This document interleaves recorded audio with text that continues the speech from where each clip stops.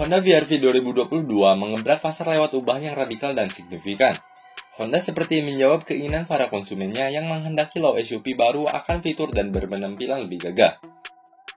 VR-V generasi kedua ini juga jadi amunisi baru bagi pabrikan, karena permintaan model SUV yang cenderung mengalami peningkatan.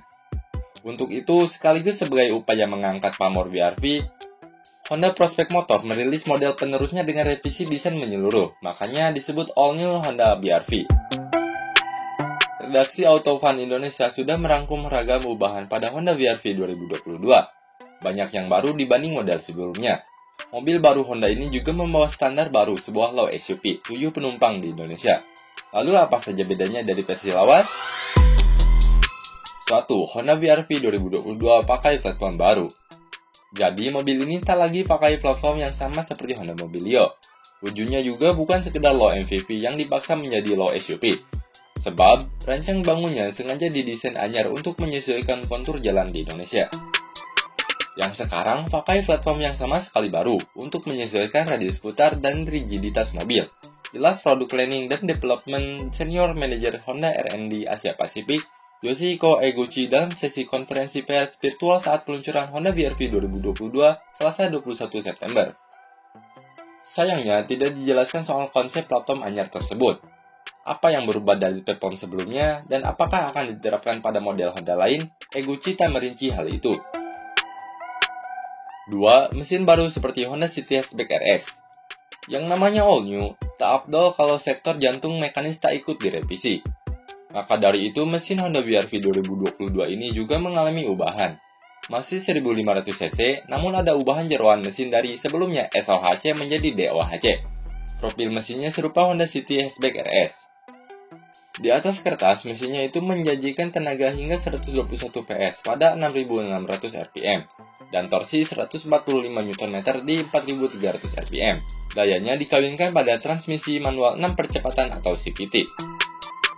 Klaim Honda, penggunaan mesin baru ini lebih hemat konsumsi bahan bakarnya, sebab torsi puncak bisa diraih pada putaran mesin yang relatif rendah. Jadi, pengemudi Honda VR-V 2022 tak perlu injak gas lebih dalam lagi ketika akselerasi. 3. Interior lebih mewah. Interior juga berubah drastis. Tak lagi serupa Honda Mobilio atau Honda Brio, yang satu ini lebih kental aura elegan dan mewahnya. Dari dashboard, jok, hingga material pelapis lainnya dilapisi warna hitam. Di dalam Honda VR-V 2022 tersemat head unit layar sentuh dengan koneksi smartphone. Tetap ada pengaturan AC digital, juga multi-information display baru pada panel meter mobil. Desain jok depan dibuat ala bucket, sehingga bisa menopang bagian samping tubuh lebih sempurna. 4. Fitur baru. Standar baru yang dimaksud di awal adalah ragam fitur yang ditawarkan pada mobil baru Honda ini tak dimiliki para kompetitornya. Misalnya ada remote engine alias menghidupkan mesin lewat pencetan tombol di remote, lalu walkway auto lock, hingga Honda Lane Watch. Tak ketinggalan, Honda VR-V 2022 juga dilengkapi fitur keselamatan Honda Sensing. Kumpulan fitur keselamatan aktif ini tak dimiliki Toyota Rush, Suzuki XL7, atau Mitsubishi Xpander Cross. Bahkan lebih lengkap ketimbang Honda CR-V. Fitur tersebut meliputi Adaptive Cruise Control, Lane Keep Assist System, Road Departure Mitigation, Collision Mitigation Brake System,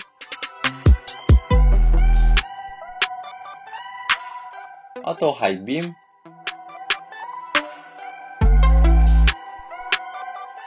Led Guard Departure Notification.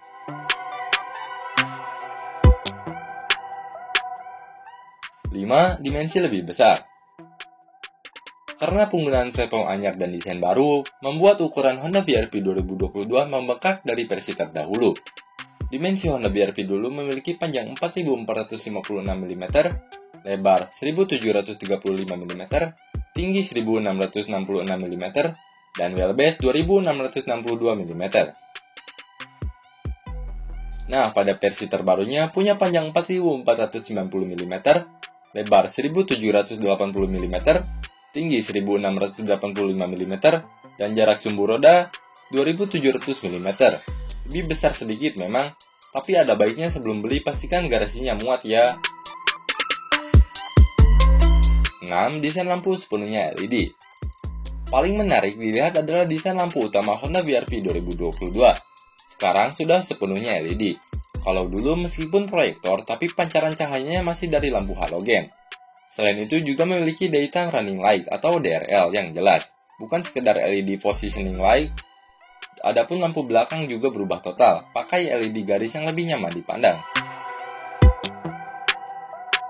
7. Fascia lebih modern. Setuju atau tidak, fascia atau wajah Honda VR-V 2022 jadi terlihat lebih gagah. Karakter SUV pada mobil tersebut lebih terpancar karena posisi kap mesin yang dibuat lebih tinggi. Desainnya dari depan minimalis dan sederhana, namun karena banyak tarikan garis horizontal, membuatnya lebih modern dan dinamis. Secara keseluruhan, low SUV ini tetap mempertahankan desain lamanya seperti penggunaan underguard, rope rail, serta upper fender hitam. 8. Ground clearance lebih tinggi. Platform baru yang diaplikasikan juga membuat perawakan Honda VR-V 2022 lebih jangkung dari sebelumnya, karena dulu basisnya low MVP yang jarak terendah ke tanahnya cuma 201 mm. Maka versi terbaru ini pakai pelek baru dan naik menjadi 220 mm, alias sama seperti Toyota Rush tapi lebih rendah dari Mitsubishi Xpander Cross mencapai 225 mm. 9. Fitur power outlet baris ketiga. Honda Indonesia tak mau setengah-setengah melansir mobil barunya dengan fitur yang nanggung. Oleh karena itu, pabrikan coba menawarkan kenyamanan berlebih bagi setiap penumpang Honda VR-V 2022. Bila biasanya fasilitas pengecasan gawai cuma ada di baris depan atau tengah, maka fitur power outlet juga sudah tersedia pada VR-V terbaru ini. Bukan yang pertama memang, karena model lain sudah lebih dulu menerapkannya.